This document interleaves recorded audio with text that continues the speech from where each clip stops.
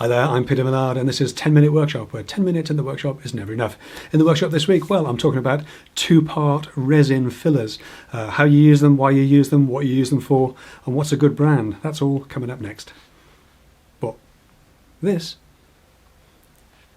let's just say Voldemort. Leave it there.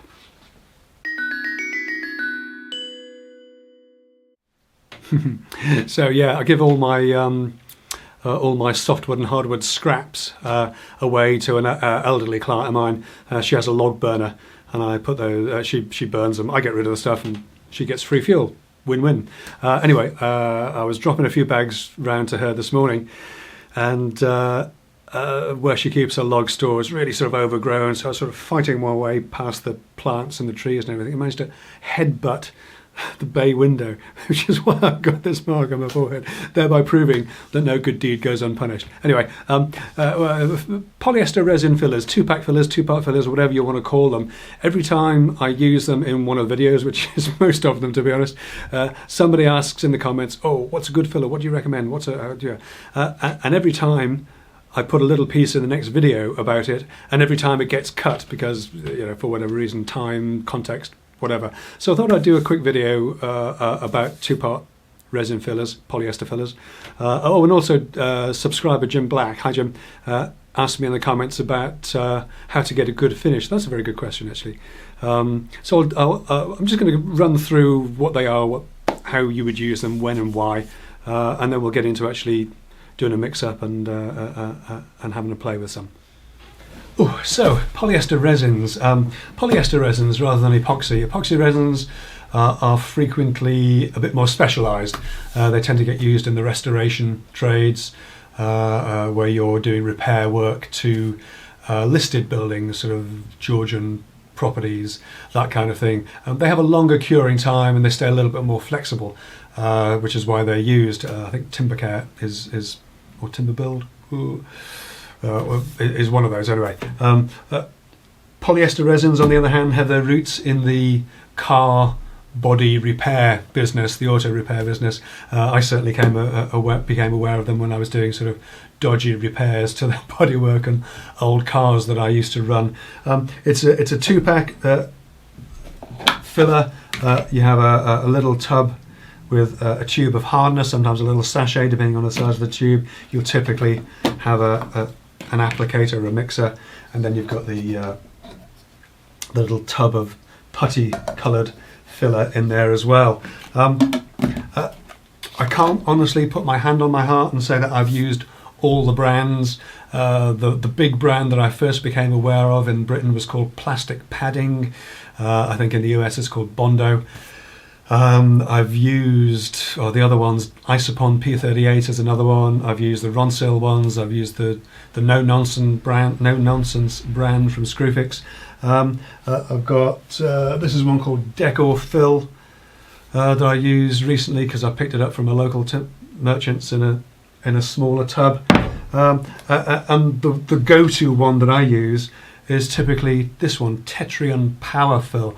I've got to say, in the actual use of them, the mixing, the application, the sanding, the curing, their longevity, I haven't been able to see any difference between any of them at all. I'm sure if you work in the research and development department or indeed the marketing department of any of these companies, you'll be able to give me chapter and verse on how much yours is better. But as a simple end user, you know, who needs to fill holes in things, I haven't come across any significant difference between any of them. But I do keep coming back to Tetrion Power Fill as my go-to filler, and we'll come back to the why in a bit. So when would you use these over, say, a more traditional powder filler?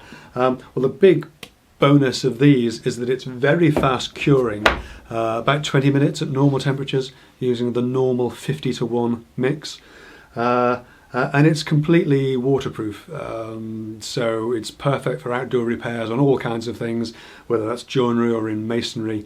I quite frequently used to use this to tidy up the front edge of a bay windowsill, much like the one I cracked my head on this morning. and 20 minutes later it's cured. You can sand it back and then be ready to paint. That of course is one of its disadvantages as well, because the open time is relatively short.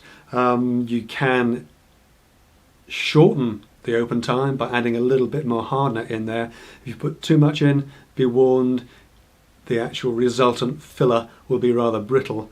But you can't really extend the open time, because if you don't put enough hardener in the mix, you just end up with a gooey mess. Don't ask me how I know that. So let's get some of this stuff mixed up. This is the decor fill that I had from before. It's I don't know who makes it, don't really care. It's you know, pretty much like all the others. Slightly manky spatula. The downside of all these fillers is that they're pretty smelly, pretty pungent. So you really need to be, if you are mixing a lot of this stuff up, you really need to be doing it in a well ventilated area.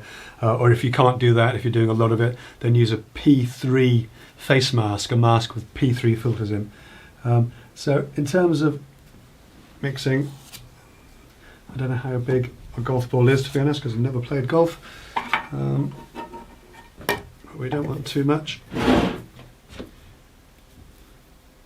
And then we put a little, oops, squeeze a fillet in there. And then we can mix this together.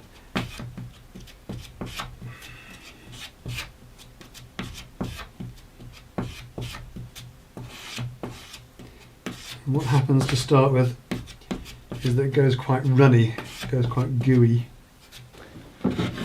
So I've got a block of wood here with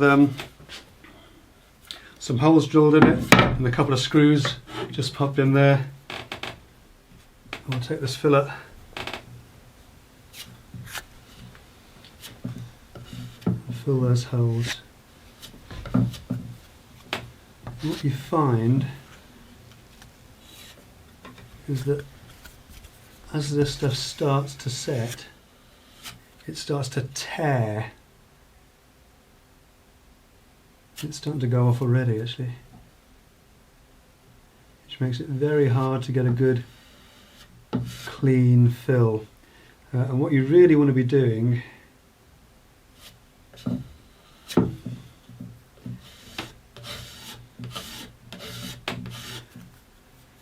is to actually leave the surface of the filler slightly proud to give you something to sand back to.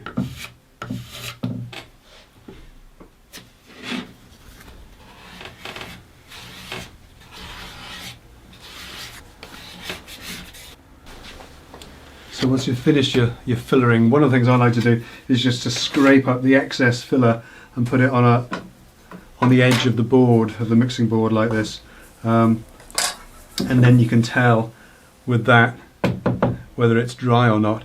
And it's really interesting, you can actually feel the chemical reaction taking place. You can feel the heat in there. That'll get almost too hot to hold, and then as it starts to cool down, then you'll know that the filler's cured enough to start sanding. So as we've seen with these fillers, and while that one's curing, we'll just have a quick chat about this. One of the tricky things is to actually get the mix right between the hardener and the filler. Not enough and it won't cure, you end up with a gooey mess. If you put too much in, it doesn't give you enough of an open time to fill what you need to fill, or alternatively it ends up a bit too brittle and not long lasting enough. And one of the reasons why I keep coming back to this sort of Tetrian power fill is really simple. Because although the filler is the normal sort of putty colour, the hardener, well, that's actually pink. Now, I don't particularly like pink, I don't particularly dislike pink, but the benefit is, because it's coloured, it gives you a good indication of how well it's being mixed, and also how strong the mix is.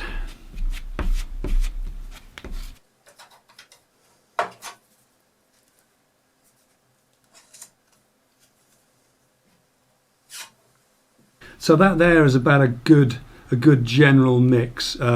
this sort of slightly pink tinge to it. You can see it contrasting quite clearly against the slightly greener of the original filler. Much more than that and you'd find it setting very quickly, much less than that and you may find it never cures at all. Also, open times and cure times, they do vary with the temperature. It's fairly warm in here today, and of course on a hot sunny summer's day these cure times will be much faster.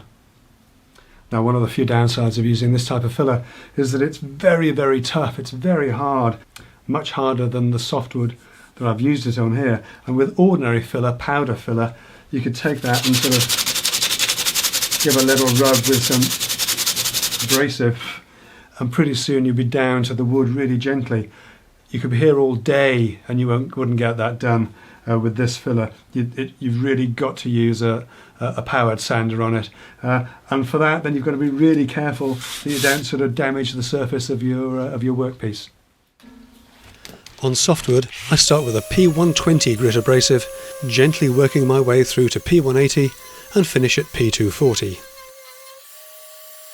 Then it's a quick coat of primer to see how that filler looks. So that's it for our two-part resin filler video. These have sanded out really smoothly. They've only had a single coat of primer, so there's still a little bit of show through on the colour there, but it's absolutely smooth. The surface is really lovely. And really it's just a question of going at it very gently with a sander, so you don't sort of abrade the material too much. Obviously, if you're using these fillers on a heavier material, whether it's a hardwood or masonry or whatever else, then you can be a little bit more aggressive with it. So yeah, that's it for the two-pack resin filler. Tetrium Power Fill is my personal choice, only because it comes in pink. That's it for this week. Thanks so much for watching. I hope you've enjoyed it. I hope you found it useful. If you did, give it a thumbs up, share it out amongst your friends, and do consider subscribing if you haven't already done so. And I will see you next time. Take care.